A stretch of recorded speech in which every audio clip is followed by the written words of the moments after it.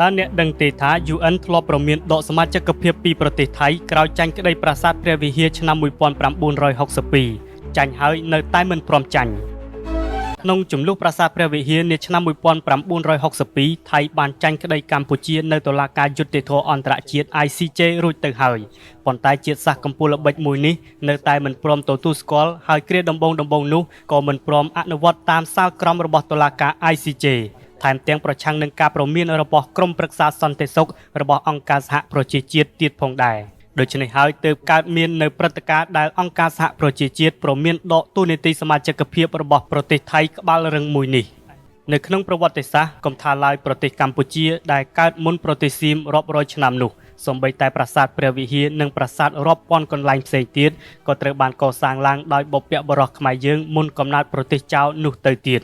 ចាប់តាំងពីបុព្វបុរសចៅភាគខាងលិចប្លន់ទឹកដីខ្មែរបង្កើតជារដ្ឋមកនោះពួកសណ្ដានចៅគ្នាវានេះក៏ចេះតែមានមហិច្ឆតាលុបលួនប្លន់យកទឹកដីដូនតាខ្មែរយើងជារឿយជាក់ស្ដែងករណីប្រាសាទព្រះវិហារក៏ពួកសៀមវាបានរំលោភកាន់កាប់ចាប់តាំងពីឆ្នាំ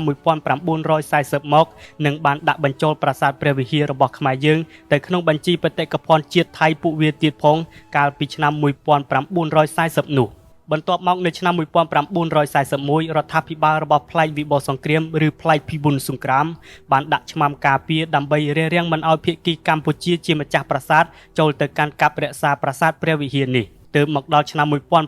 1946តាមរយៈកិច្ចព្រមព្រៀងទីក្រុងវ៉ាស៊ីនតោនអាណានិគមបារាំងក៏បានទាមទារទឹកដីខេត្តបាត់ដំបងខេត្តសៀមរាបព្រមទាំងប្រាសាទព្រះវិហារនេះមកគ្រប់គ្រងវិញពលគឺមកឲ្យប្រទេសកម្ពុជាជាម្ចាស់ដើមវិញ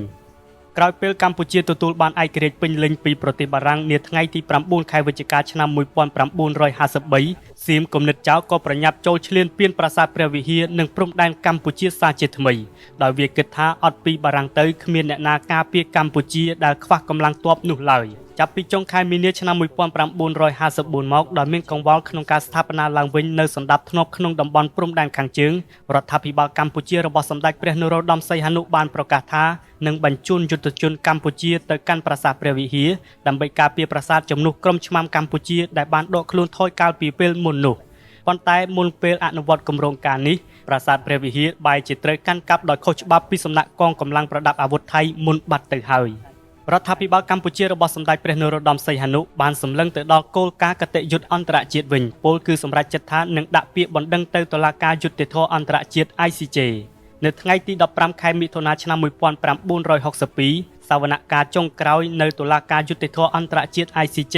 ក៏បានសម្រេចឲ្យកម្ពុជាទទួលជ័យជំនះក្នុងរឿងក្តីប្រាសាទព្រះវិហារនេះទោះបីចាញ់ក្តីនៅតុលាការ ICJ ក៏ពិតមែនប៉ុន្តែមួយថ្ងៃក្រោយមកពលគឺនៅថ្ងៃទី16មិថុនាលោកសេនាប្រមុខសារិទ្ធ ឋានរដ្ឋនាយករដ្ឋមន្ត្រីថៃកាលនោះបានធ្វើសន្និសីទសារព័ត៌មាននៅឯប្រលានយន្តហោះក្រុងឈៀងម៉ៃបញ្ជាក់ថាខ្ញុំបានចេញបញ្ជារួចជាស្រេចហើយដល់កងទ័ពឲ្យត្រៀមប្រឆាំងការរំលោភលើអធិបតេយ្យភាពរបស់ថៃនៅថ្ងៃទី15ខែកក្កដាឆ្នាំ1962ឧត្តមសេនីយ៍ប្រផាតចារុសាធិនរដ្ឋមន្ត្រីក្រសួងមហាផ្ទៃកាលនោះក៏បានធ្វើដំណើរដោយផ្ទាល់ទៅកាន់ប្រាសាទព្រះវិហារដើម្បីកំណត់តំបន់ប្រាសាទដោយរាយបន្លាលុះព័ទ្ធលើដែនដីកម្ពុជាឆៅតែម្ដងទង្វើរបស់ប្រទេសថៃដ៏កក្លឿនទាំងនេះបានបង្ហាញឲ្យឃើញលើគោកនៅការមិនអនុវត្តតាមសាលក្រមរបស់តុលាការយុត្តិធម៌អន្តរជាតិ ICJ